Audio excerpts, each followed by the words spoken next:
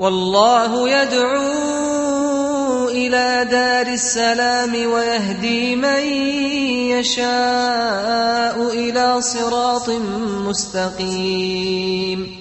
Okay, we've got a final question. I think you answered part of it, but maybe you can conclude on this. Brother Muhammad is saying his son's hearing voices and so forth in the bedroom. His son's 4 years old, he's hearing things. He says, what advice can you give? What can they do? You spoke about Surah Al-Baqarah. Is there anything else? The Surah Al-Baqarah and the rest of the Adhkar and Al-Ruqya, particularly Ayatul Kursi. And I want you to check in your son's room. Are there pictures and photos and frames hanging everywhere? Especially some kids like to keep, and teenagers like to keep pictures of some of the actors, the actresses, and the parents sometimes applaud that, they do not mind. This is an open call for Satans to come in, and that's a no entrance sign for the angels. You're telling the angels you're not allowed. Whenever there are pictures hanging here and there, especially hanging against the wall, Nabi sallallahu alayhi wa sallam said, الملائكة لا تدخل بيتا فيه كلب ولا صورة معلقة على حائط. So if you have a dog as a pet, if you have pictures, statues, even small statues here or there, this is a no entry sign for. That's what the Prophet said, that angel will not enter a house with a dog, picture of a dog. No.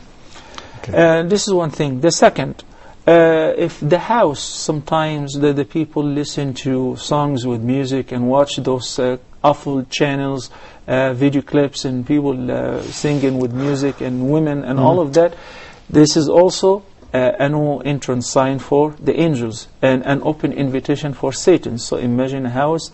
I'm not necessarily saying that that is available in your house. Maybe, alhamdulillah, you're much righteous more than any of us. But this is a general answer.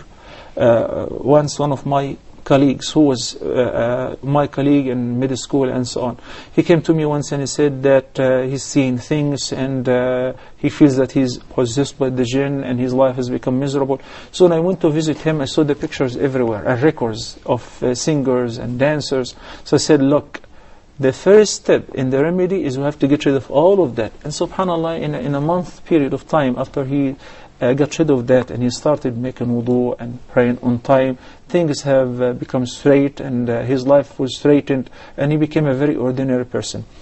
Ayatul Kursi in the evening and Ayatul Kursi in the morning, the best mean of protection for your household. Last but not the least, because I'm afraid we're running out of time, that Nabi sallallahu alayhi wasallam forbade one from traveling alone by himself or sleeping alone by himself.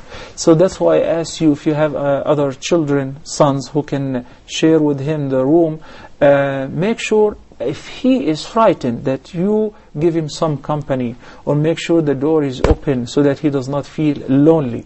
It could be some frustrations that he wants your company, or wants the company of somebody to be with him in the room. Sometimes if the light needs to be on, keep it on. The Quran, you play it in a moderate voice on a CD or MP3 player. All of that helps, inshaAllah Azza wa Jal. But most importantly, al-adhkar and al-ruqya. And before your son goes to sleep, you can recite al-mu'awwidhat twice, and you blow and you wipe by your hand over his head and his entire body, by the leave of Allah. Inshallah Azza wa Jal, he would not have any problem afterward. Jazakallah khair.